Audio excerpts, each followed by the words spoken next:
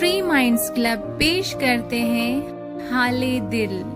Special poetry contest. میں ہوں نیمل خان اور آج اس ویڈیو میں پیش کرنے جا رہی ہوں راحت زبید بٹ کی لکھی ہوئی ایک خوبصورت سی غزل۔ راحت لکھتے ہیں، وہ یوں ہی نہیں تیرا دل سے مسکرانا، کبھی غم میں بھی کبھی آنسوؤں پہ اتر آنا، کبھی خود سے کبھی ہم سے روٹھ جانا، وہ تیرے بات کرنے کا ایک نیا بہانہ، وہ روز لڑائی جھگڑے سے مجھے ستانا،